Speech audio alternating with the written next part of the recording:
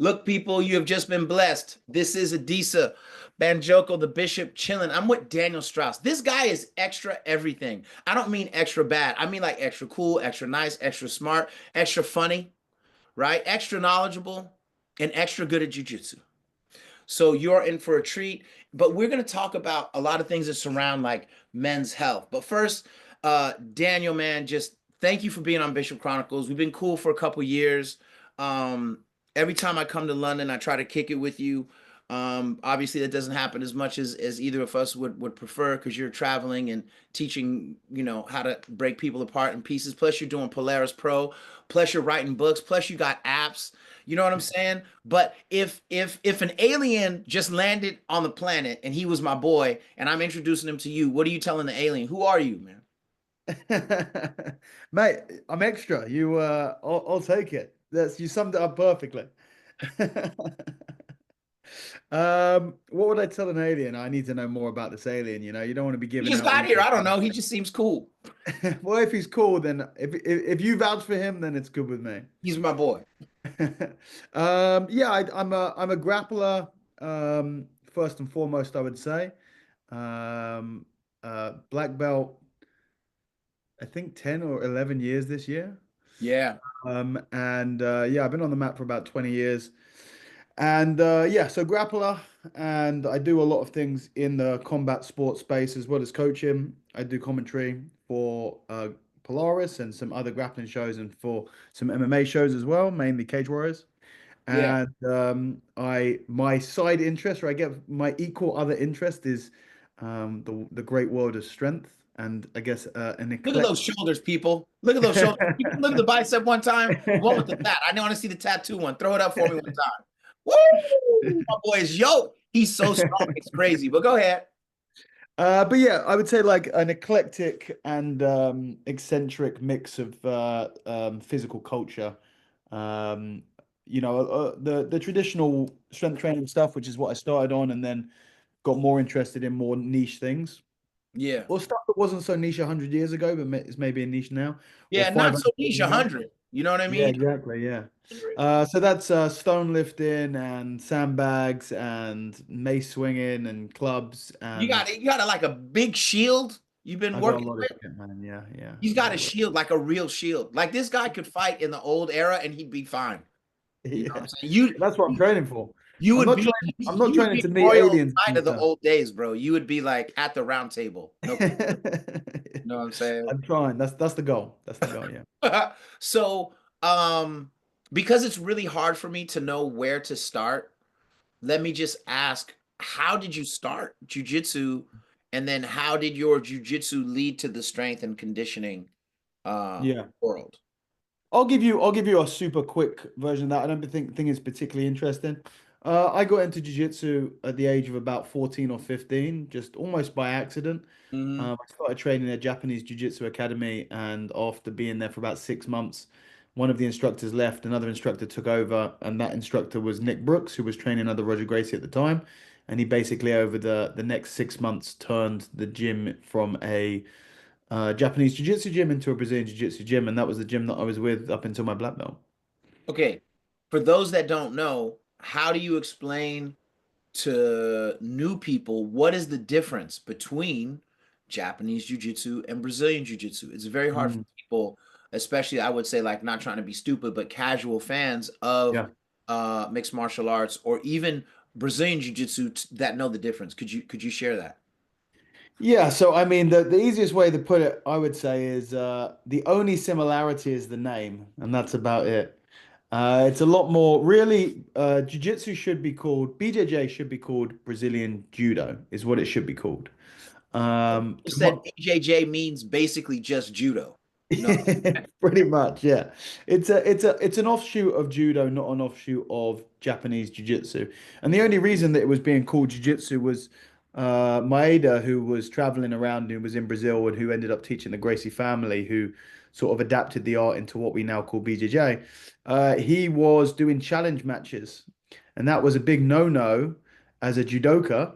So he didn't Yeah, because say you that couldn't say that. You couldn't compete. People don't know you couldn't compete as a judoka. That was the thing. Yeah, exactly. So he said that he did jiu-jitsu. That's the only reason we call it Brazilian jiu-jitsu. That is so deep, right? Yeah, that's it. It's just a little quirk of, I guess, political etymology, is the reason why we call it that. So there's no real functional similarity between Japanese jiu-jitsu. Japanese jiu-jitsu, for the most part, or traditional, like back in the day when it was originally created, was just the unarmed combat sport of the samurai.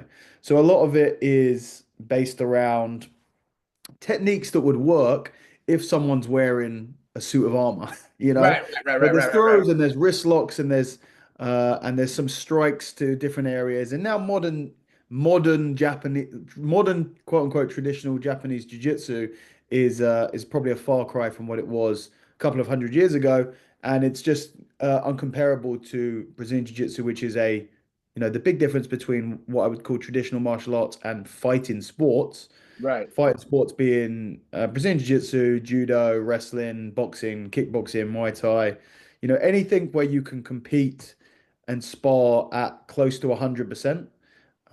That's something that works. And if you don't do that, if you are not sparring as part of your martial arts training, you're not doing something that actually works. Yeah, Um, it's true, and helps you understand where you're at. You can't measure it if you haven't fully tried and won, tried and fell in the middle, right? It's you can't learn to swim by practicing the movement on land, right? I'm saying, bro. Yeah, yeah, Yeah, yeah. I saw that quote like you don't learn to swim by reading about swimming. it's true. You know what I mean? You got to get in the water, homie. And so Yeah. like, I was telling some of my young students, like, you guys every day are getting in the water. And so even if you're feeling like you're losing a lot or you're like, oh, I should have done this, like you're in the water and that makes you better than everyone else who's just reading. You know what? I was thinking about a quote similar actually, Mm. and I literally a couple of days ago, funnily enough, about water and swimming in water, which is I don't think reading's maybe not even fair, but I was thinking you don't learn how to swim by drinking water, all right? Mhm. That's better. It's better because the thing is, there's reading would be reading about doing a martial arts technique. Yeah. Drinking water, you're interacting with water. You could explain what water was. You could explain the taste of it and how it felt going down your throat. But you wouldn't understand how to interact with an entire pool or ocean of it. Yeah, you know what I'm saying? That's real, dude. Oh And my, also, it goes further, being able to swim in a pool is different from being able to swim in the sea. hey And that's man, the difference between sparring and competition. as an ex boogie boarder slash partial surfer, I can attest. Like Yeah, being in the ocean is it's a whole nother man. It's not the on pool. another level. It is not the pool. You know what I'm Yeah. saying? Mhm. And we didn't even talk about the Raspberry 8 podcast, which is one of my favorite podcasts, not just because you had me on it, but you share a lot of history and you ask a lot of good questions to your guests, man. Like I'm always I appreciate impressed that. on the nature of questions that you ask. And it's always very impressive. It's always very impressive. So if you're listening, please go follow and subscribe to the Raspberry 8 podcast because you will learn a lot. I promise you. You'll learn a lot. Thank you. Yeah, it's great fun doing that. I mean, the podcast is on a hiatus at the moment. If you don't know about it, then there's about 100 and something Yeah, episodes to you catch got time. before.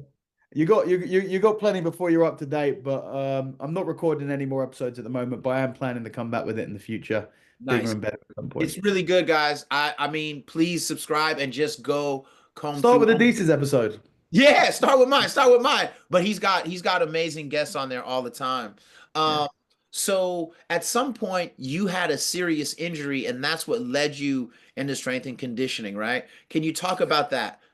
Well, no, I wouldn't say that. I did. I mean, I did have a bad injury about 12 or 13 years ago, a bad injury in my back. I was already doing strength and conditioning work at that point.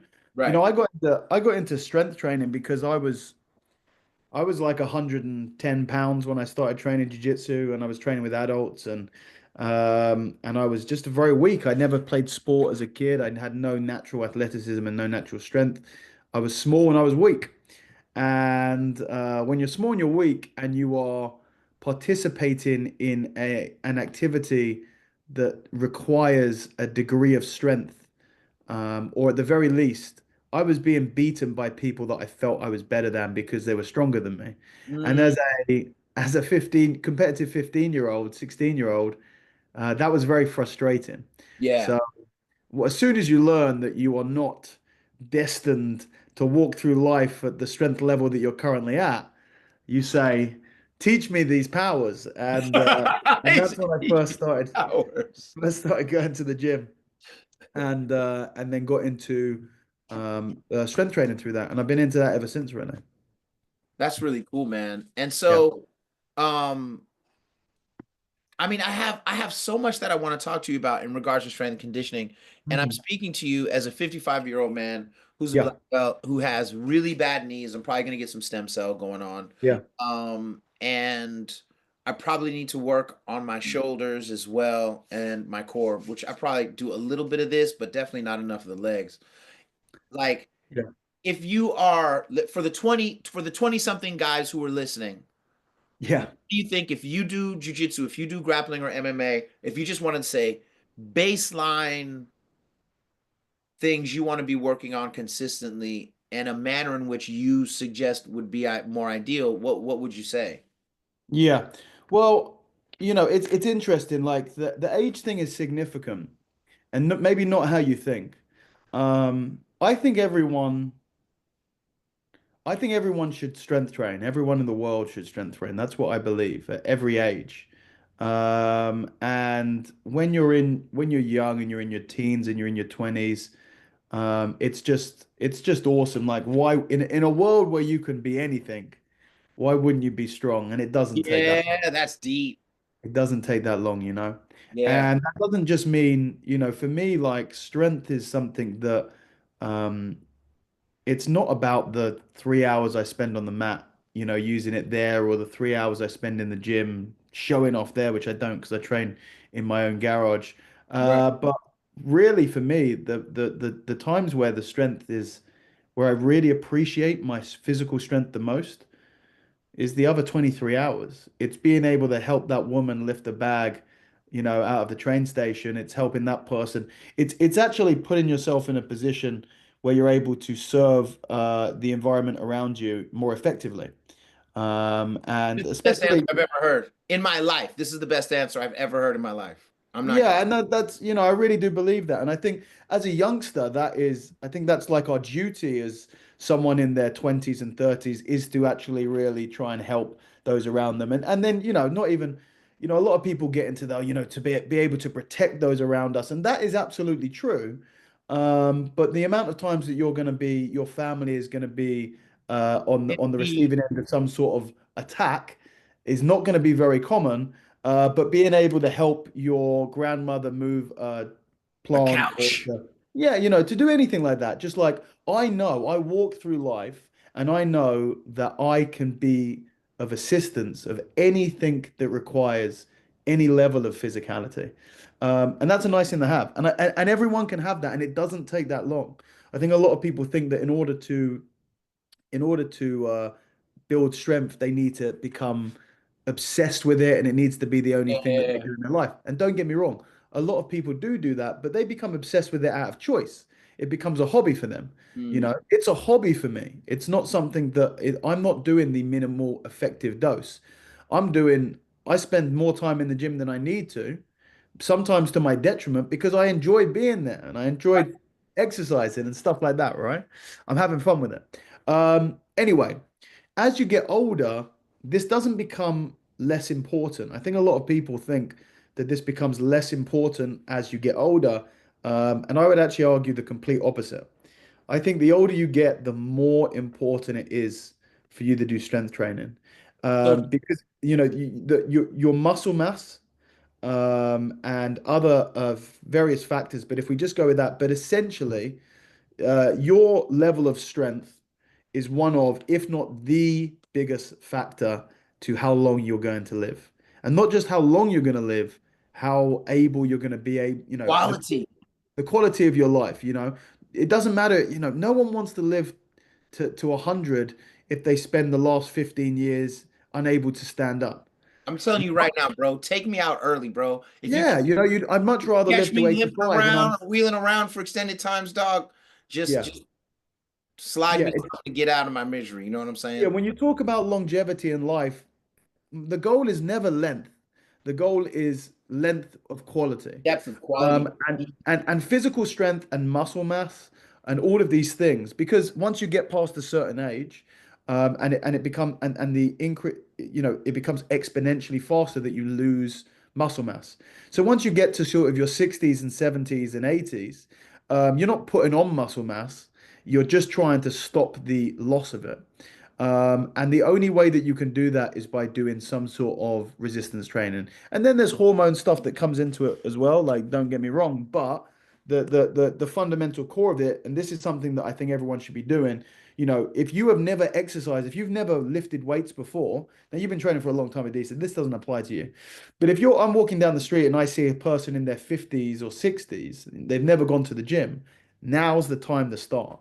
You are Yeah, not too old to start strength training. You are literally, you cannot be too old. The older you are, the more important it is that you start strength training. I And agree. yes, the best time to start is 30 years ago, and the second best time to start is today. So Oh that's man, the you're killing sales it. pitch on strength training. And now to actually answer your question, which is what should you be doing? Yeah. Well, the intimidating thing about strength training is this idea that doing, it's going to take a lot of time. There's a lot of injury risk and all of these things. And the answer is that you just don't need to be going at an intensity that is going to be detrimental to you at all. You're not trying to break any records. You're not trying to perform any feats. And that's like a level of discipline that you have to keep. You have to go into that with that intention. Mm, I am doing this for my health and my longevity. And when hmm I get excited about putting 5 extra pounds on the bar, when I know actually that I shouldn't do that, you don't do that. You never, it's not necessary to push it to the absolute limit. You're just trying to get some level of resistance training in. So I would say, the basis for someone, and especially if they're a grappler. So like, what's the advantage of resistance training or strength training to someone who does a sport? Any sport you do will have an inherent biomechanical bias. So what I mm, mean by that is any sport, you will develop certain parts of the body more than the others, and yeah. that might be body parts, like a football player is going to have a more developed lower body than they're going to have upper body. It could be Right. push and pull. A rower is going to have incredible pulling power opposed to their push. Stuff like this. Jiu-jitsu is a very specific one. We're going to be very internally rotated. We're going to have very strong hip flexors and torsos, but there's going to be, our flexors in our forearms are going to be very strong. But then all of the other muscles that we aren't working in our sport are not going to strengthen. And that's when you actually start to get a lot of issues because you're creating Mhm. imbalances in the body. So, contrary to what a lot of people might think, even though strength training will improve performance by generating overall more strength, you don't go into the gym and double down on the movement patterns that you're doing in the sport. If anything, you go into the gym and you do all of the movement patterns you're not doing in the That you're sport. not doing to make sure that you're keeping whole in terms of your Exactly, yeah. So like if you're doing a sport that's loads of legs, maybe you do you do lots of upper body in the yeah, gym. yeah, get your bench And press popping or something. Yeah, yeah, yeah. yeah, exactly. Or like you do a sport where there's a lot of pulling, then you do some pushing to even it out. Now the simple solution to that is you don't have to think that much about it. You just do everything, and everything's going to get stronger, and you're going to start to Mhm. work those balances as well. So I would say 2 times a week is sufficient. A lot of people say you have to do more. I think once a week is better than nothing, but it's not ideal. But Two, three, two's good. three times a week is amazing, but if you can do 2 times a week, that's absolutely fine. Okay. And you whatever equipment or whatever resources you have, you make sure that you hit the basic ranges of motion, your basic movement patterns, so like a squat movement pattern, a hip Mm, movement, a vertical and horizontal push and pull, and then you're pretty much good to go. You've got like 6 core exercises, especially essentially, and you can pick anything from those. The horizontal push doesn't have to be a bench press. It can be a push up. It can be a dumbbell. It can be floor press, one-handed. It can be anything where you are pushing horizontally. Mhm. It doesn't have to be with a specific type of equipment like a barbell. It can be with anything, just to work that. And then once you're doing that, then you just have to follow the basic progressive overload principle, which is what as you get stronger and your ability to do something increases, or you become sufficient at doing a certain weight for a certain number of reps and sets, then you up the reps, sets, or weight. So you're Mhm. always looking to, and again, it doesn't have to be crazy. You just look to add it a little bit. For example, my dad is 65. He works out basically every day, and he was doing the same 10-pound dumbbells for like a year. And is the workout's taking him ages because he can do loads. I go, it's time to go for a heavier dumbbell. Yeah, So yeah, then yeah. doing Turn it that, he up. can only do 5, and then 6 months later, he's doing 15 with that. It's time to go to a heavier dumbbell. Yeah. So you don't need to do crazy stuff that's going to exacerbate injuries that you have, and you Right. can work around all of that stuff.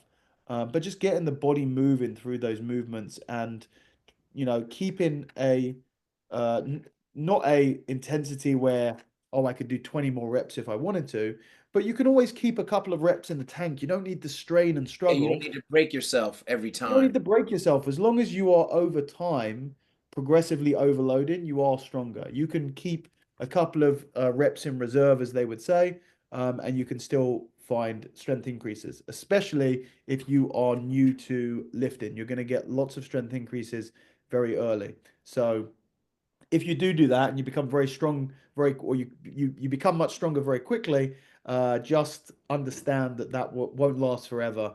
And after you've been training a little while, the gains start to plateau, but you still keep on, adding a little weight to the bar or bag or Yeah. kettlebell or whatever it is. Now I'm looking down at my phone because I recommended your book to one of my friends, I appreciate that. Jeremiah. Because he reminds me of you in a lot of ways. He's very kind, he's very strong, and he's a very sincere human being. You guys genuinely remind me of each other. So I told Appreciate Jeremiah, I was like, dude, you got to get this guy's book. He's dope. It's one of my homies. And he immediately got it. And he said, this book is amazing. It's called The Grappler's Guide to Grip Training. Everybody That's go right. on Amazon and cop it right now. I can tell you from having hung out with him once, his grips are incredible. All There we go. right. They're guaranteed. And also, even though he just told everybody to chill out and not do anything crazy, when you see him on Instagram, he does crazy things. Yeah. The That craziness is a choice, is what I'm Yeah, saying. yeah, but they're not, like they're just like you'll see it and no, you can't do that yet. So don't start trying to do what Daniel's doing. Yeah, yeah, That's exactly. important. But I did want to talk about your book and the app you just dropped because I'm probably sounding like a fanboy, but I really do enjoy everything that you do. I'm I always like appreciate that. Thank into you. whatever you're doing and thinking it's cool and telling people about it. So can you tell people about this particular book and then talk about the new app, please? Yeah, sure. So the book is it does what it says on the tin. It is the Grappler's Guide to Grip Training, and it's essentially basically everything that I do. I do what I try to create what I would have wanted years ago. Right. Simply put. I think that's like the best for It is me. cool. That's the best Yeah. philosophy for creating things, for creating products is like, what would I have wanted? Right. Uh, and yeah, that's what the programs have been. That's what the book is. That's what my instructions have been. It's all the stuff that I wish I knew a while ago. And yeah, the Grappler's Guide to Grip Training is a book about grip training. It is aimed towards grapplers, but to be honest with you, like it pertains to everyone. There's very little, not very little, but you can see this the specificity about the grappling stuff. If you don't do grappling, you can read the book and you can go, okay, well, I'm not grabbing a gi, but I'm going to Right. have a stronger hand. Like Yeah, yeah, grapplers don't need different training from other people for the most part. yeah. Or they're just going to aim in different things because uh, grip is grip is I guess my main philosophy around grip training, which I've always tried to preach like in my videos online and in my instructional and in my book, is simply the idea that there are many types of grip. That is Mm, essentially what it's about. hmm When people talk about grip training, it's very, very vague. it would be the equivalent of saying body training, right? Mm, You right. It's like, know? what does that mean? Right, What right. does it mean? Well, where in the body? Like, okay, upper body, are we pushing or are we pulling? Are we twisting? You know, all of these different things. The hands are very complicated and they have lots of different ways to move. There are these incredible tools, the most dexterous tools by far that we have in our body, Hmm. uh, but they just get painted with this one overarching idea of grip. So I basically break down what grip is into my own categories. Um, and then talk about what those categories are anatomically, and ways to develop and how that might relate to grappling and other things like that. Real quick, one of the things that's interesting is I saw, and this is one of the reasons why I was so driven to reach out to you to do this interview, and I'm super serious about this, is I saw an interview on Instagram with a woman talking about grip training and longevity. That like if Yeah. you don't have a certain amount of grip strength, that can also have like an impact on your longevity. And it's like for the first time in my life, again, 55, I'm starting to be like, I gotta start grip training. Like literally, like I'm buying this book soon because I have to. And what is your understanding, if any, about grip training and longevity, or Yeah. its necessity as you age? Let's take longevity off the table if we have to. I'm just curious if you have any knowledge about that. Um, it's a really interesting, yeah, this is a discussion point I've had with many people, and obviously a lot of people sort of ask me about this. I need to really do the full research. Right. When I see that stat and when I see that information, the first thing that jumps to mind for me is correlation doesn't equal causation, right? Oh, So damn, there, big words, people. Let's start. You got to this get is your an important sources this is an about. important thing. This is an important idea. Whenever you hear two things are correlated, just because two things are correlated does not mean that one causes the other one.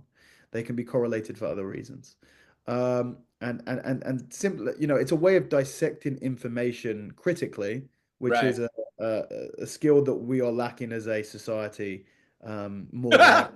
Yeah, more than ever. The irony, Yeah, exactly. Yeah, in all the this age. information and so little truth being cultivated in the daily lives, right? It's Yeah, nuts. exactly. Like the assumption was many years ago that that sort of a lack of that the problem was a lack of information.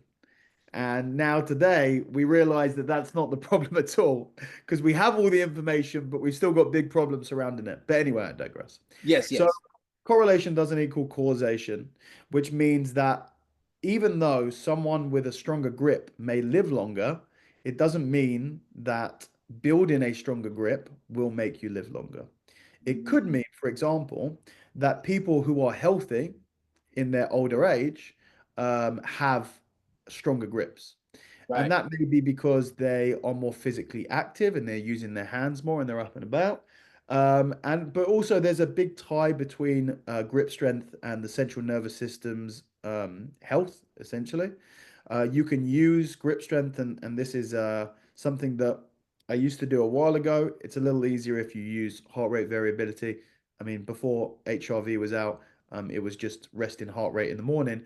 But right, you hear of schools of coaches and stuff using grip strength tests to monitor readiness, essentially. right, You you you every morning you wake up, you squeeze your dynamometer both hands and you score, right. and then you see where the baseline is and you see where there's a drop. And where there's a drop, it means that you are maybe getting ill or you're under recovered and it's time to take it easy. And if Mm, you see a spike, then you are on point and it's ready to go, all guns blazing. So there's a big connection between the central nervous system and the grip. And it makes sense. We are humans, we are ergonomic mhm, mhm, and mhm, creatures. mhm. Everything is with the Period. hands. So it makes a lot of sense that there's a lot of connection there. So it could be, and it's possibly a combination of the two. Like I said, I need to do more research into this to have actually a better answer. It could be that people who are healthier just have stronger grips Right. because being healthy gives you a stronger grip. and the being healthy makes you live longer. So that's Yeah, a way yeah, they could right. do. So they could be, yeah, like feeding into each other at certain points. Yeah. Or there could be that training your grip keeps your central nervous system healthier, Mm, which then keeps you healthier. And it could be a combination of the two. And if I had to guess, it's probably most likely a combination of the two. What I would say though is, irrespective of this, um, there it's a good idea to train your grip regardless, because not only would it can it maybe make you live longer, but it's just very, very useful for life in general, and especially as you get older as well. Again, that what I was talking about earlier with the ability to be capable to do things, like right, not in the gym, but like in the world, right. uh, almost 100% of the things that you are going to be quote unquote challenged to do in the real world are going to be going through your hands. You Yeah, know, yeah. yes, That's you good. might have to push a car, but for the most part, you are lifting things, you are grabbing things, you are holding things, you are moving things, and you are requiring a strong grip to do so. No, that makes total sense, man. That makes total sense. Yeah. And tell me about the app now. Yeah, so the app is the Ape Academy community, which is a something that I've wanted to set up for a long time. And essentially, what it is it is another platform that allows me to basically, it's somewhere that I'm putting more content than I'm putting out on Instagram. Right. But I'm not just putting it out like you would on, say, a Patreon account or something like that. But there's a lot. The idea of it is to get people talking and sharing their training and Mm, basically building a online a community. community. Yeah, yeah, yeah. Yeah, and That's that's something like for me, I taught jiu-jitsu for 12 years from the age of 16 to 28, which yeah. was in 2019. And a big part of that for me, I loved being a coach and having students and being able to watch people get better at jiu-jitsu and everything. Mhm. Uh, and after I stopped teaching, I mean, I'm still looking to open a gym, but it's been a long time now and it seems somewhat out of my control. It's Uh, crazy, right? How hard it is. But is that because you're in London? Is that because you're holding to London? Like, if yeah, you decided to leave London, you could have a pretty big gym. I'm assuming, yeah, right? yeah, yeah, yeah, But because you're trying to stay in London, it's like Silicon Valley. It's yeah, mad yeah. expensive, and it makes it hard to actually get going, right? Yeah, exactly, exactly. Yeah, pretty much. But this is a way that I saw as me being able to build a team of people that I could help and I could watch get better, better at what they want to get good at, and stronger at what they want to get stronger in, and healthier in their life, and basically just to help improve people's experience of this thing we call existence. And I could do that in a way that wasn't even bound to a physical location, and it could be from anywhere over the world. So, yeah, I launched last week and or a week or two ago, and yeah, we've got members from all over the world and people on there, and hopefully the idea with the community is the more people we get, the more people who are interacting, the better Yeah. it can be, and yeah, so So that's is that on my. like where if I want to join, where do I join at? Like how do I get So down? if you go to apeacademyonline.com, or if you just my Instagram, you go to the link in my Instagram bio, you'll see the link there to go join the community. And your And your Instagram is my Instagram is at raspberry_ape. raspberry_ape. There's Yeah, but if you incredible search for content on there, guys. raspberry, you search Don't for raspberry, there's only one. It's just me. um um so anytime guillotines are the module when I'm at Half Gracie Jiu Jitsu San Jose or Santa Clara, I show them my old trusty guillotine and then I pause and say, but there's another way. And I talk about your guillotine and how efficient it is and the beautiful philosophy behind why you use the grip you use. And Mm. so, guys, if you ever see Daniel Strauss, you just left America, right? Weren't you just here?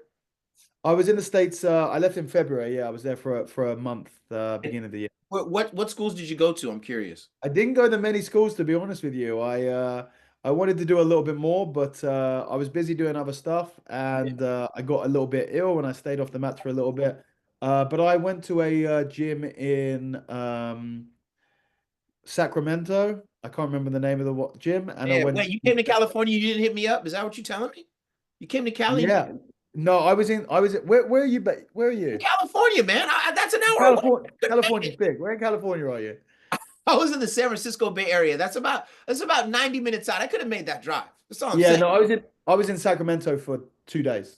Oh, okay, okay. Where were you? I went there. I was staying in San Diego for a couple of weeks, Mhm. and basically I got invited onto Mark Bell's podcast up there, so I flew out the That's next so day. cool. I Yeah. was just there for a day. Hopefully that episode should be dropping soon. But yeah, no, I was in Sacramento for a couple of days, but I'm hoping to come back. I want to come back next year and sort Please my come work to Half Gracie, out. man. Like, I will absolutely do whatever I got to do to set that up. Like, not kidding.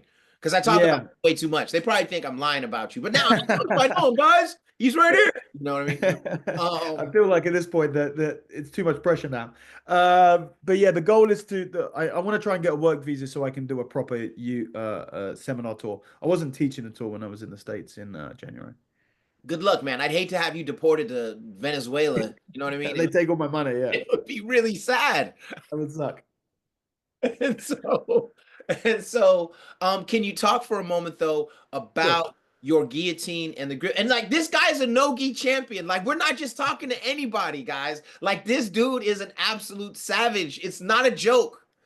Talk about this guillotine because you really helped me get better. And like I drop it on people all the time, and like they're like, "What happened?" I'm like, "Hey, I got it from Dave." You know what I'm saying? So I explain. appreciate that. I appreciate you making people miserable on my behalf. Yeah, the guillotine is a submission that I've been very fond of for many years now. And look, everyone does it differently, or a lot of people do it differently. I don't think that there is a perfect way or even a best way to do it. There's Yeah, just different ways to do it, and some people find some ways more effective, and some people find the others. You know, I've seen other people who are very, very good grapplers, more accomplished grapplers than me, teach the guillotine essentially the opposite of how I teach it. And right. that's not to say that they're wrong or I'm wrong. It's just different. A way of But just the methodology is different. yeah, yeah, exactly. In position, everything. But there's many ways to skin a cat or choke someone in this case. And yeah, my philosophy is just about making the choke as sharp as possible. That's the goal. What I'm does that looking mean? for You say sharp. What do you mean? sharp, yeah. That the blade of the forearm, the blade of the wrist cuts into the neck Dusty with part right here. That guy. exactly, yeah, yeah, yeah. So I'm looking, you know, the motto I always say when I teach this, which is what I try to do when I do a seminar, and sort of I guess summarizes my philosophy of the guillotine is you give me 6 hours to chop down a tree, I'll spend the first four sharpening the axe, and that's Mhm. what I try to do, to sharpen the axe. I want to make that cut as efficient and as easy as possible. And I do that by making sure that positioning is very, very accurate on the neck. But what about the grip though? Because I was doing the doorknob grip, and then you have this like hand grip thing that you do that's different. Yeah, so like, I mean, the hand positioning is just again, like, what are you trying to achieve with the grip? I Right. mean, different positions, different ways to do the guillotine. You're trying to achieve different things. For me, I'm looking to get the strongest connection possible that allows me to raise my wrist through the line of the neck, and to not cover the spots that I want to be choking. So I Yeah. grab over the hand, I grab with like a deep hooking position. A lot of people make the mistake. I mean, a lot of people make this mistake with many positions, which is like being too quote unquote thummy, using Mm, the thumb too much right, right, to right, hold right, on to stuff, which is a natural thing to do. right. If if the goal of what you're grabbing is dexterity, the thumb opposes the fingers. But in positions where that isn't necessarily the goal and you're looking for strength in one direction, making sure you're in a what we would call a monkey grip or a thumbless grip is going to give you deeper positions very often. Deeper positions mean more leverage, and more Yeah, leverage means more connection and strength. yeah. No, no, no. It's yo, and the hilarity of it is, I was like, "Oh, let me feel your guillotine real quick, bro." He barely put his blade on my neck. I mean, like barely, like, and I was like, Yeah. it was crazy. That wrist has done a lot of guillotines in its time. Bro, it was devastating. I will never forget that moment. That was hilarious. You're like, so then I just put it here, and I was like, it was so funny, dude. Good to Um, hear. um, and then the irony right now, remember how crazy it was raining that day you came by? In tuning, bro. It's hella raining right now in Cali. I always talk about how Oh, sun, it's beautiful sun here. bro. It is the whole. It's just rain on the. I can barely see outside. I just think No that's way. hilarious. Yeah, Um, that's fine. and then hey, I made a juice that day, didn't I? Didn't I give you a juice that day? I think I made a juice for You you. always make juices, Adisa. Man, Every time I've seen you made a juice. yeah. It was a good one. I don't know what it was, but I They're assure you, always good. it was good. It was good. I think it was watermelon and something. You know Yeah. what I'm saying? Watermelon and apple, I think, was the thing. Now, one of the other things on this long list of like we like Daniel, um, is your commentary on Polaris Pro. You know, for those that don't know, Polaris Pro is probably one of my favorite jujitsu events, period. Right. And it's not just because of Daniel. Like honestly, the matchups are crazy good. Um the competitors that they choose, like there's never a why is this guy here person on the mat. You know what I mean? Like if you're in Polaris, man, you really do it because you have to. Because the guy on the other side of the mat or the woman on the other side of the mat, they really mean it. So it's like I think like the matchups are good. Can you talk to people a little bit about Polaris Pro and your role in it? And then I'd like to talk about some of the other cool things about it. But you know, Yeah, absolutely. Yeah. So yeah, Polaris has been running for, I think it might be 10 years now. yeah, Might be up to 10 years. I think the 10-year anniversary might have been this year or yeah. last year. I was meant to compete on the first ever show on Polaris That was 1. when you and AJ. Yeah, it was meant to be me and AJ, but I injured myself at trials and I ended up competing against him on Polaris 2. It was too. Um, and uh, and yeah, we're up to 31 or 32 now. And yeah, it's a really solid show. It's a show that's had longevity, which many shows come in because they have big backers and they have these massive first couple of shows, but they don't have the consistency. And Polaris has proved over the years that it has the consistency to keep going. Absolutely, man. And yeah, and I've competed on there 4 or 5 times. I've been there to sit in the audience and watch a couple of times. I've watched at home a couple of times, and then for the last I don't know 6 or 7 years, I've been commentating on it.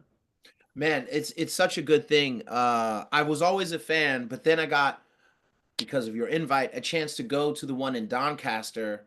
When was it Weidman? He went against Oh, in Lizzie, yeah, yeah. Oh, that was a sick one, right? And then Elizabeth Clay was on that one. yep. That Um, was the Women's Grand Prix. yeah, Women's Grand Prix. That was a barn burner, y'all. Like if you need to go look up who is she going against on that one? Who did she go against on that one? I think she beat Brianna St. Marie, maybe. Yeah.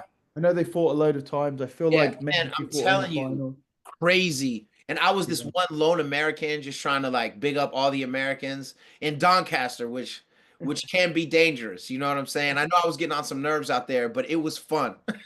I had, It's a good show, yeah. I had a great time.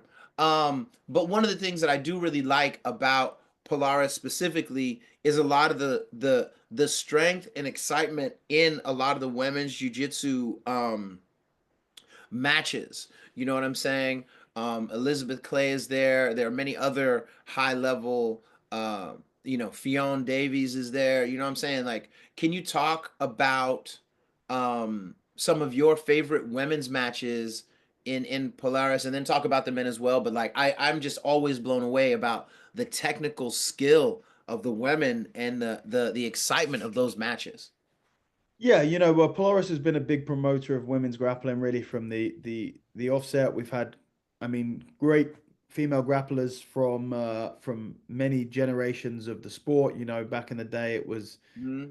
uh Michelle Nicolini on the early shows Savage. and a lot of other women like that. We've had Fionn on there for a long Sorry, time. right? Was that? But did you guys have Jazari Matuda? Yeah, we had Yeah, Matuda on yeah, there as well. Yeah, yeah. I think she was on Polaris. I think she was on the same one that I fought on actually. yeah, yeah. And yeah, we've had Fionn on there. I mean, at the moment we've had We've had Helena Cravar on the last. I mean, she's had like 3 or 4 shows almost back to back.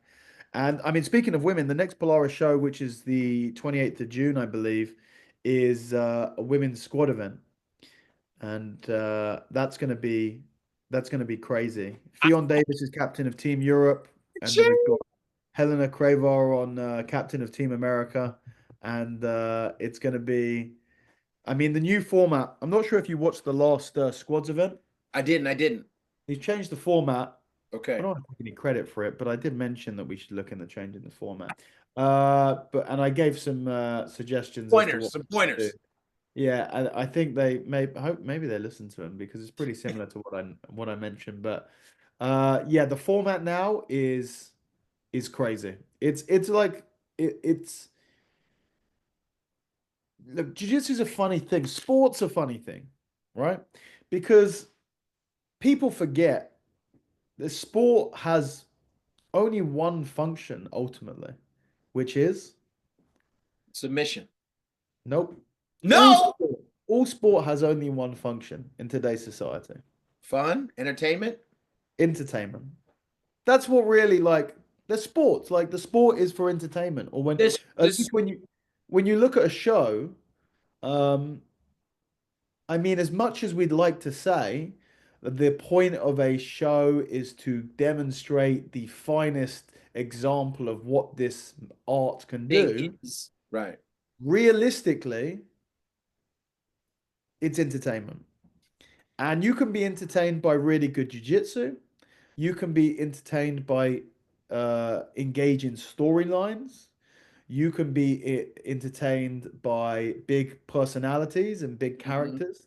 You Mm-hmm. can be entertained by seeing displays of determination and heart and then coming up again. There are many reasons, but that is what we go to see sport for. It's not, I would rather see a crazy match that's super entertaining than a match that is incredibly technical but less entertaining, and the majority of people would. So, so you have this spectrum of rule sets um, that sort of the focus is on entertainment value or sort of a kind of authenticity Mm-hmm. to the art itself. And so let's say a good example of that of what's the most authentic rule set you can get, it's a no time limits match, really, Right. isn't it? No rules, no time limit, no Let it ride. interference. You That's the just old let them school go. ballet tudo. You know what I'm saying? Let's That's go. that is the purest rule set.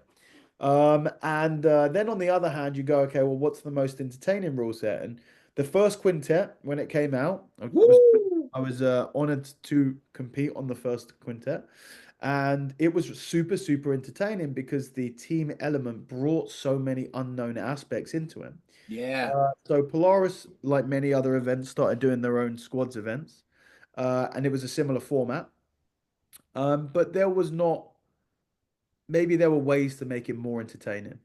Right. Now, the new squads format, which we've done one event of so far, which was it was Europe versus USA, Mm-hmm. was, in my opinion, is the most entertaining, focused rule set in all of grappling. It's to the point of it being brutal to the competitors because it you do not there are no draws like in most You fight till it's over? events.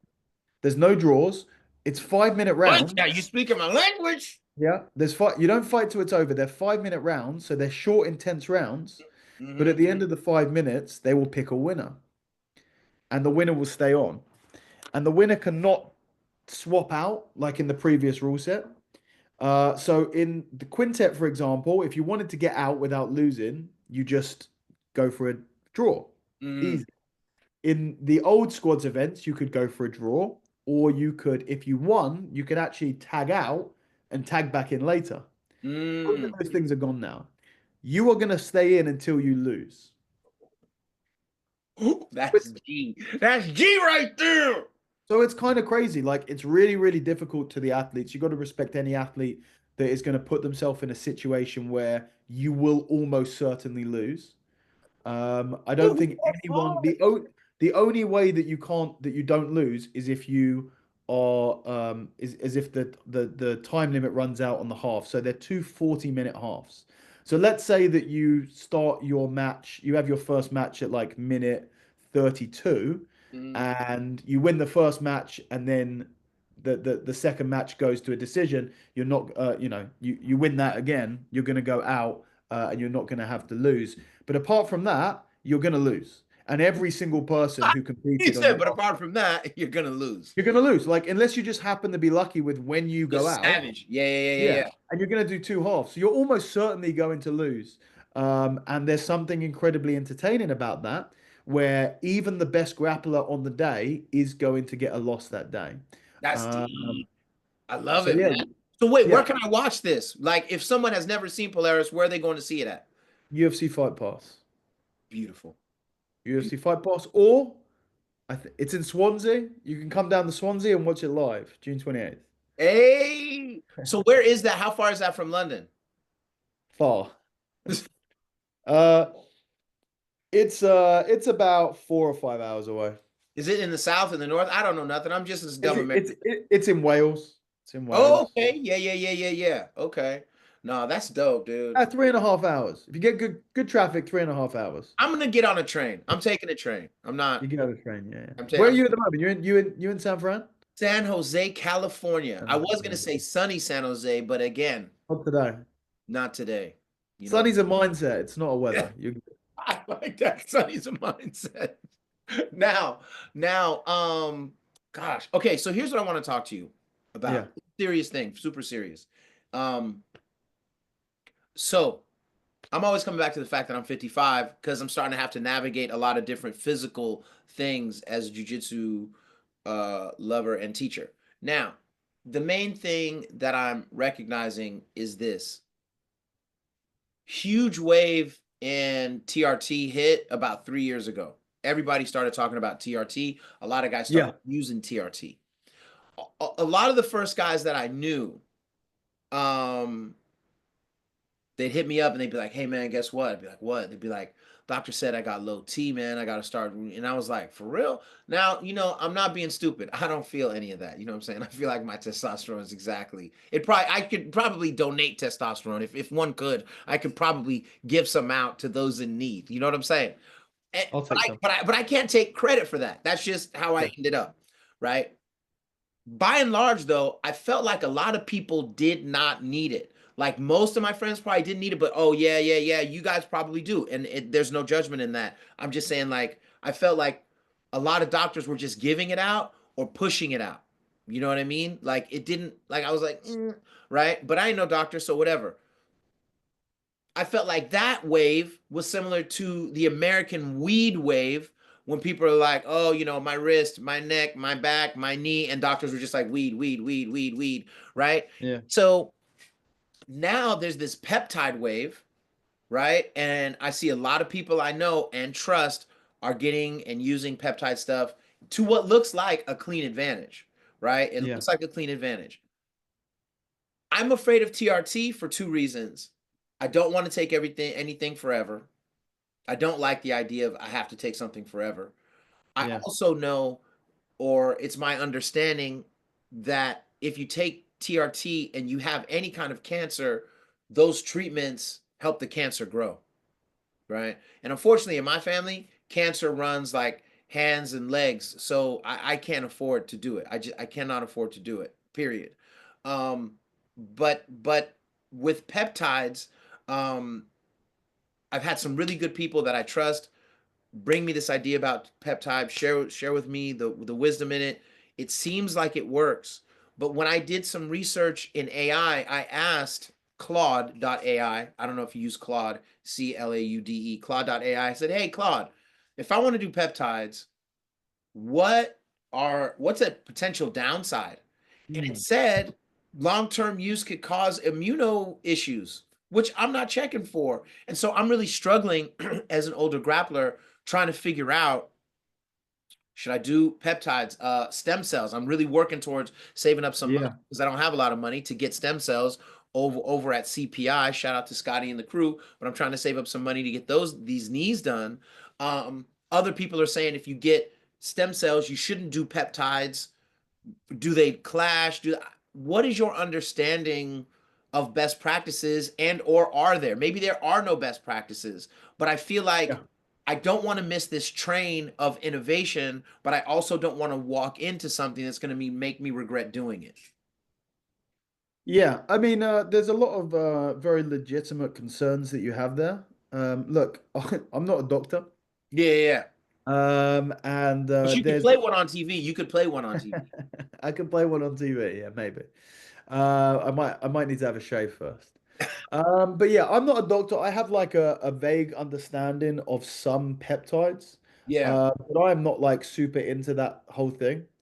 Whenever it comes to taking exogenous substances or supplements or anything, the question always has to be, is everything else sorted out, right? Like before you think about peptides or stem cells or testosterone or anything, how's your sleep? How's your food? How's your Yeah. training? How's your other recovery stuff? Because that's the base of the pyramid. And if the base stuff isn't sorted, not only are you not really giving yourself a shot, you know, but also you're not going to get the most benefit out of all of the other stuff. So, um, so that's the first thing always to ask. Because some people, I feel this, that, and this, they sort that stuff out, and then they're like, actually, I don't need that other stuff, Right. or I don't really Right, want right. that. Now, in terms of something like testosterone, I mean, it's an interesting topic. Firstly, there's a big difference between, well, a big difference that is also a quote unquote gray area between steroids and testosterone replacement therapy, which is essentially just the dose makes the poison, right? And Mm, also, what else are you taking with it? So, testosterone is a base drug for any steroid cycle. You take testosterone and then you take, I mean, if you want me to give you a super basic and very quick science lesson on steroids, steroids is the short name for anabolic androgenic steroids, opposed to other sort of steroids, and the anabolic is the growth, and the androgenic is the male sex hormone, is the testosterone. right. So within the category of AAS, anabolic androgenic steroids, you have some things that are more androgenic and some things that are more anabolic. Mm, And steroid users will take testosterone because the other compounds will often interfere with the production of testosterone. So they'll take testosterone as like a base drug, and then they'll put other drugs on top of it. Those could be injectables and they could be orals. That right. could be Tren, that could be Deca, that could be Winstrol, that could be all of these other compounds that you may or may not have heard of. Those are the people who look fucking jacked and They look shredded and amazing. are super strong and all of that stuff. Those are your bodybuilders. Those are your, I mean, plenty of jiu-jitsu athletes that are taking, they're not just taking testosterone, they're taking performance enhancing drugs. You can still, for me, testosterone replacement therapy is very simple. You check your levels and you see that you, at 55 years old, have uh, a quarter of the testosterone that you had or likely had at 25. Right. So what you do is you work with your doctor to work out a dose and a injection protocol that is going to bring your levels to that of you when you were 25. That is testosterone replacement therapy. It is a intervention to bring your levels up to a younger, but what Mm, would be called a physiological level, normal level. You are just a young man, testosterone mm, wise, at that point. mm, But then people, even if they just take testosterone, they don't get their levels to where they would have been at 25. They get their levels much, much higher than anyone could be without steroids. They'll call it testosterone replacement therapy because they're only taking testosterone, but they are on what you would call a supra physiological level. They are mm. on steroids. You don't Right. need to be taking the other stuff. You can just take testosterone and be quote unquote what you would say on gear, or on performance enhancing drugs, because that's what testosterone ultimately is. So, all of that aside, what's my belief on testosterone replacement therapy? You've got to weigh up the benefits and the risks, like you do with everything. You weigh up the benefit and risks of doing jiu-jitsu. The risk is you might get injured. The risk is it's going to cost money. The risk is all of these things. Yeah. And the benefits are you enjoy it, it keeps you fit, you build community, and People. you weigh it up and you go, okay, well, the benefits outweigh the negatives. For some Yeah. people, the benefits might not outweigh the negatives, and they shouldn't do jiu-jitsu. So you can get benefits and positives and the benefits and the negatives for anything. And you can do the same for taking testosterone. So let's say the negatives of taking testosterone would be that you have and assuming you do it safely, Right, right. Assuming you're and you doing it do it. responsibly You and do it right. with a doctor, you're getting your blood checked every number of months or whatever, Yeah. and you're doing it as safely as you can. The risks might be that you have a slightly higher chance of a heart condition. And maybe, as you said, I'm not 100% sure on that, but it wouldn't Yeah, yeah, surprise yeah. me that it may exacerbate cancer if you have it. So you weigh that up, and also, of course, it's going to reduce your own hormone production. Exactly, And which I worry about as a man. You know what I'm talking about? yeah, and you look at that as let's say in my case, a 34-year-old, and I say the benefits do not outweigh those costs. Hmm. Because right now I don't need, I have no negatives of low testosterone. So there's no positives for me really. Yeah, okay, I'll be a bit stronger, I'll be bigger, I'll be stronger, I'll be all of this stuff. But I don't need that right now. Right, right, right, But let's fast forward now, and let's say in 20 years I'm 55. Maybe I don't feel quite as vital as you do. And let's say I am very tired. I'm struggling for energy. My sleep's not as good. My muscle mass is, I'm still training hard. I'm eating well. I'm doing all of the other stuff that I've done. And I go to the doctors and they see, or maybe I've monitored it over years and I can see that my testosterone is really starting to get to a level where I'm feeling symptoms of that low testosterone. right, right. At that point, the negatives of taking testosterone become less than the negatives of not taking testosterone. I see what So, you're saying. like, make no mistake, having low testosterone, properly low testosterone, and getting symptoms of lower testosterone is a negative health condition. There are risks to having that. So at that point, it's sensible to say, I'm going to take testosterone to get my levels back up to a normal young level, Hmm. where I'm going to lose the negative consequences of having low testosterone. So that's the sort of thinking that you need to be making. So like I don't think that taking testosterone is bad. Now you've thought about this and you've gone, there's one thing that really concerns me, which is cancer runs in the family and the interaction that it might have with cancer. Now, you could talk to a health professional about that and say what the risks are. You could say, let's say 10 years' time, you are starting to feel the effects of having low Yeah. testosterone and you want to do something about it. And you may just go, okay, I'd like a screening of, a cancer screening every Right, six right. something like that. There are ways to work around it. But I don't think like a blanket idea of testosterone is good or testosterone is bad is a helpful philosophy to have Yeah, on yeah, it. yeah. Yeah, It's I it's a definitely don't nuanced thing that's have going to be like I'm not individual. Yeah. definitely anti. You know what I mean? I'm definitely not anti. I'm just unsure, Yeah, right? absolutely. Yeah, yeah. And like everyone's unsure unless they do the work on it, right? It's And true. and not like reading what someone said on a forum somewhere, but like really understanding what it is doing, the effects of it, talking to professionals.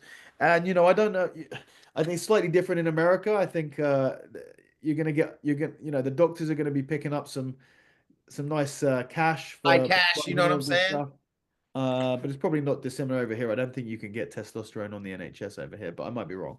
But yeah, so that's my thought on testosterone. The peptides thing is slightly more complicated. I'm not, there are a lot of different peptides that do And different that's the things. thing. There's so many different ones. I And don't know that much about most of them. The only ones that I really know anything about are the body protection compound 157 or BPC, 157. Yeah. and the TB 500, which are both like for injury healing. I've Yeah. used I've used both of those on two occasions when I had each of my surgeries on my shoulder, and I use those, and I've recommended to people because again, you go like, Was it what's 5.7? what's yeah 157 BBC 157, and you go like, what's the cost and what's the risk, and you go, okay, well, there's no really known risks of BPC. Right. But that because there is no risks or because it's very early on and not very many people are researching it? I don't know. In 10 years' time, they might come out and they say, okay, this causes this, this, and this. Right. And Right. you're just gonna have to go, okay, well, that was the risk that I took when I took something that wasn't particularly well researched. Um, so yeah, so there's a lot of to think about when it comes to that topic, but it's certainly an interesting topic. And the basis of it is simple, which is one, make sure you're doing everything else right. First. Number Yeah. one, and number two, weigh up the benefits and the risks of anything that you're doing to find out what is a net positive or Yeah. negative. Yeah. Well, I don't know, in a lot of ways you've made me reconsider the 157 because like my knees are trash. And if I if I'm gonna talk to my doctor and see what they say. You know what I mean? Talk to your doctor. Look, I'm not going to give you any advice live on air about it. I'm gonna talk Maybe to a doctor anyway, but yeah. you ask me afterwards, I'll tell you. I find it would be irresponsible for me to advise you to take something or not take something, uh, um, Yeah. publicly at I get least. it. I totally get it. No, I totally get it. I totally get it. Um, so, the other thing I wanted to ask you about was just like I know you were talking about, the roller coaster of trying to get a school together in or around London. So like where are you teaching right now, and talk about your tours and stuff, because I really hope people come see you and learn from you, because if I was anywhere near you, I would be doing that. I appreciate it. Yeah. I've not taught jujitsu anywhere on a regular basis since 2019. So a lot of people ask where I teach. I do not teach anywhere. I You're just only teach touring. on seminars and camps and stuff like that. Yeah. Uh, I do not have a tour planned at the moment for this year. It's very possible that I will do one, but I don't have one planned at the moment. It will be a Northern UK tour, and if I don't do it this year, then I'll probably do it in spring next year. But I have various camps that I go to all over the place, and various seminars that I'm doing outside of that. But yeah, they're just a bit all over. There's nothing super planned right now. And guys, if you go on YouTube, you can see a good portion of his guillotine stuff in Thailand. Is it Thailand where you were There's a teaching? little bit on there, yeah. Well, I was at Tiger, and they asked me to teach a class. There's a little bit on there, yeah. That was I've got an that was instructional out. You can see the whole thing. Yeah, okay. Let's talk about it. So, ApeAcademyOnline.com. all right, man. You can go and pick up the full instructional. Now, man, I gotta bomb atomically and talk about philosophy. You are Go one on. of my favorite people to talk about philosophy and ideas with. Um, you know, Sometimes I feel like our phone calls should just be recorded and made in a podcast. Because, all the little crazy places we go. Yeah. Um, but I was wondering,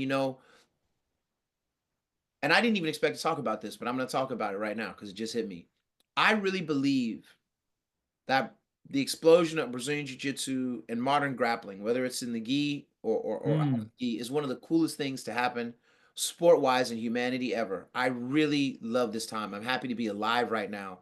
Of all the like, I can't imagine if I was just stuck in the 30s just trying to box or whatever. Like, this is a great time, right? This is a great time with a great art, right? But one of the things that I used to write about, now I'm gonna shout out my man Eddie Goldman, the OG, like MMA grappling journalist, man. Like he was the Howard Cosell of the early times when jiu-jitsu was really brand new, man.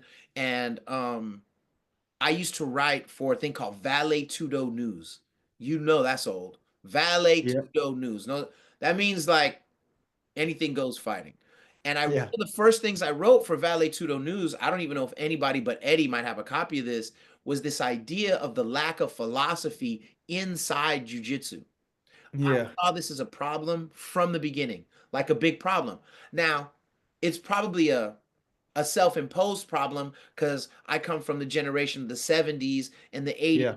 where like your kung fu master gives you good philosophy, right? Like whether it's Karate Kid or it's some Yeah. Wu-Tang Yeah. movie or whatever, right? Like I've always kind of believed that that had to be kind of a thing, and I would be lying if I didn't admit that part of the way that I try to carry myself as a teacher is inside that umbrella of ideas where your jujitsu teacher knows a little bit more and maybe can give you some things. However, having lived in the jujitsu world for quite a while, I can tell you a lot of teachers should not be giving any advice on anything, right? Yeah. Like bad advice comes from people who can Yeah. fight good. You know what I'm saying? And Yeah. I've seen a lot of jujitsu schools and teachers and teams turn into weird ass cults and Yeah. like stuff. And like, you look at the stuff unfortunately that's going on with is it J-Rod over at B Team and the Uh-huh. scandal stuff. There's stuff happening all the time. Here's my point.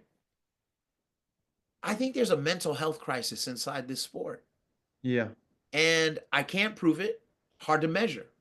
But when Yeah. I see the scandals, and it's not just the scandals we see that bother me, it's the scandals we don't see because those Mm. are happening now, right? Yeah. And so, um, you know, uh, I have a daughter. I'm hoping to get her back into jujitsu. She did jujitsu when she was younger. She's a teen right now, trying to get her into doing jujitsu. I don't know if she will or she won't. But the first thing I wonder about is how do I vet the school she's at? How do I know, you know what I mean, that she's, if I'm not teaching her that she's at a school of integrity and things like that. Yeah. And so I kind of wanted to ask you back to this thing in Vale Tudo News. I was writing about this lack of philosophy, and I said, if we don't Yeah. deal with this philosophy angle in the future, and part of the problem is because jujitsu is so easy to learn, that in the future we're going to have, like, if I can make your body and your ability to fight really good in 6 months, but I can't impact your mind or your moral compass at all, that's a dangerous thing. And I think we're reaching that point. I was just Yeah. wondering, what philosophies do you find intriguing as someone who's into grappling and stuff like that? Like, are you a Sun Tzu person? Are you a Robert Greene person? Are you a Taoism person? Are you a Stoic person? Are you a Yeah. Sufi person? Or something else? And do you agree that there is either a crisis because of this lack of philosophy, or B, is everything maybe cool and these are just strange, sad uprisings? Yeah, yeah. I mean, there's a lot of big questions there, isn't it? And yeah, I think that I mean the philosophy and martial arts thing is a very interesting thing. I bought a book recently. Should I have it here? I bought a book that I need to read, I guess, about philosophy and martial arts, or spirituality and martial arts. But yeah, I mean, you sort of took the words out my mouth whilst you were talking, actually, as you were talking about, kind of the idea that we've lost some of the philosophy from our martial arts schools. And then you go, well, yeah, but some people should not be, should, should someone who has done jujitsu for longer than you be seen as someone who knows anything more than you in anything outside of jujitsu, right? Exactly. So, and the problem is, and this is part of the nature of martial arts, I guess. And in some schools, the designed culture of the school, which is you come in. I mean, what do you do? I'll take this opportunity to shit on the gear a little bit, shall I? Please don't, but go ahead. You force someone to remove their individual clothes Right, and they put on a white robe right. that and then they put on a white belt. So what is it? You go to a Masonic lodge and everyone wears the same clothes because you are all equals. Okay. And then so you Little first Freemasonry. you remove them from and a lot of things. It's why Yeah, you I get just I just like masonry. It's good. Go ahead. it's why you get kids in school uniform because you take away the individuality and you start at the bottom and then you give them their rank and they're a white belt. So a white belt spends time in this room with a black belt who, even though there is no reason to suggest they know anything more about any other topic other than Brazilian Jiu-Jitsu, the thing that you're there to learn, because you're spending time, it's not like that black belt is then going to go to your office and wear a white belt and listen to you lecture about accounting, right? It doesn't go both ways. So you end up creating a culture of having someone who stands at the front of the class and God forbid they bow to them as well, which is not Right, something right, you do, but plenty of gyms do. right, That's a right, traditional martial arts thing. You bow to your sensei. right, right, right. And that's where you get this sort of air of authority. Um, Now that's not to say that your black belt doesn't know more than you about other stuff, but ask that person about non-jiu-jitsu topics in spite of their black belt, not because of it. I would Mm, ask the black belt who is a physio why my shoulder hurts. And I'll ask the black belt who is a entrepreneur about what they this. think I should do about this business. And I'll ask the blue belt who's a doctor what this lump is on my, you know what I mean? It's nothing to Yeah, you do with got to keep black belt. context in its actual order. Yeah, yeah, Yeah, yeah. exactly. And the same for philosophy. Now, that's not to say that your black belt won't be someone who is into philosophy, but Adisa, when I ask you about philosophy, I do not ask you about philosophy because you're a black belt. Right, You just right, happen to be a black belt right, who is also someone who's in the philosophy. right, right, right, right. So, for that reason, I don't think you can have this I think the idea of trying to change the culture of jujitsu where we put the philosophy back in, I think is problematic, even though it's a nice idea. The idea would be that every jujitsu black belt is sort of trained in philosophy as well. Now, here's the thing. Training jujitsu will give you, most likely, some deeper philosophical influences because you'll see through the training, the many years that it takes, and you'll start to Right. understand things about mastery and stuff like that and you'll probably come across a lot of interesting people that you might pick up some interesting stuff on. So that's not to say that a black belt isn't necessarily wise, but they aren't necessarily any more wise than someone who's gone through a non-jiu-jitsu career and has also picked up various wisdom. Right. Um, in terms of like a mental health crisis and jiu-jitsu, and I mean, I think there's a mental health crisis in the world. I don't think that that's Especially America. I don't think that's I think that's everywhere, unfortunately, and I think that's due to a lot of things that aren't necessarily jiu-jitsu, and jiu-jitsu is a solution to some of those things. I think it's a net positive. Where you have people, you'll have good and you will have bad people, unfortunately. And what I think that the jiu-jitsu culture is probably better than it's ever been in terms of creating safe spaces for women and for other It individuals. is getting way better than it was. That I think cannot it is. that's not in denial. Absolutely. But then at the same time, we're seeing a lot more people. So when you see a lot more people, you're going to get the bad individuals as well. Um, so yeah, it goes both ways. But I don't think necessarily that bringing, say, philosophy into jiu-jitsu schools is going to help fix that. But maybe just encouraging.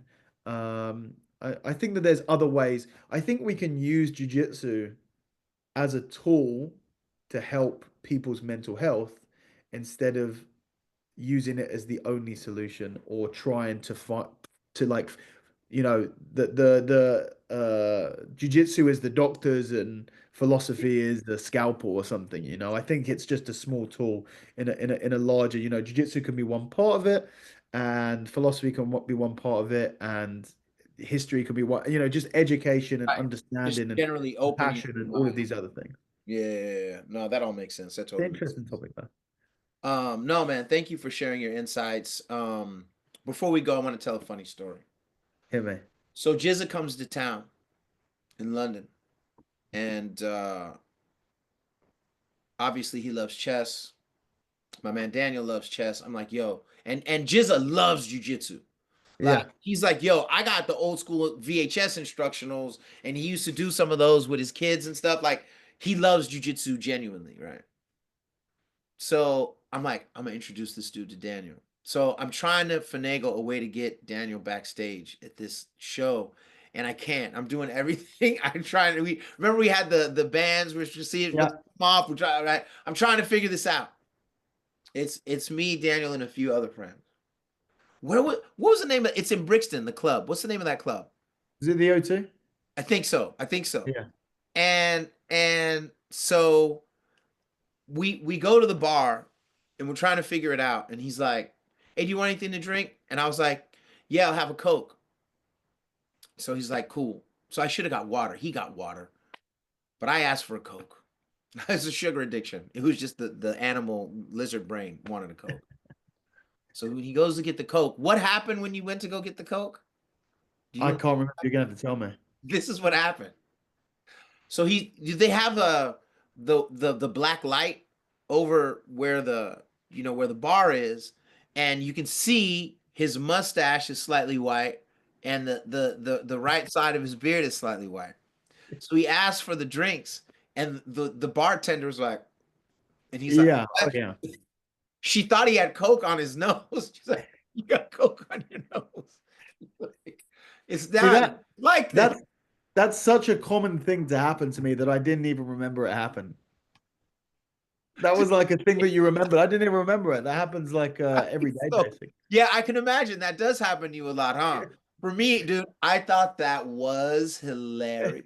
It's funny every time it happens. Oh my God, that was funny, man. That was so what a good show though, huh? He killed it that Awesome show. Yeah. Yeah, it yeah, was good. awesome show. So we're gonna Yeah. fix it. I gotta I want to get you and him connected. We're still gonna try to pull something together. My goal is to get a situation because I had hip hop chess and I'm doing 64 blocks, right? 64 blocks. And what I'm trying to do is set up a situation where Jizza plays Roger Gracie, Yeah. right? Try That's the goal. That's the goal is to get Jizza to play Roger Gracie and to get RZA to play Manny Pacquiao. Yeah. Just the, no heavy hitters really. Just some Just some nice guys. names. Yeah, Just just some some guys. guys. So that's what I'm really trying to pull off. Now, RZA has already told me he's down to play Pacquiao, and I know Pacquiao's coach. I know Pacquiao's chess coach. He's here. Yeah. He's based here. So Ted. So you know what I mean? Like we're trying to pull it off. But Yeah. once I get this stuff shaken out, uh, Yeah. I want you involved. I want Oh, you. 100%. You hit me up. You know what I mean? So it's Please, it's yeah. gonna be cool. Please give your best contacts before you go, so people can follow you and read your works and things like that. Yep, absolutely. Main place that everything's at for socials is Instagram. It's at raspberry_ape. And then my website where I've got everything on is, you can find the links to all of the stuff in my bio on Instagram. But if you just want to go straight to the site, it's apeacademyonline.com. Cool, man. Thank you so much for being a part of this conversation. We have many other conversations to have. I do appreciate you. And thank you for being on Bishop Chronicles and thank you for being such a kind and just a fantastic contributor to the sport, man. I Genuinely. appreciate that. Thank you very much, brother. It's always great to chat to you. All right, man. Fantastic. One love. Brother, catch you soon.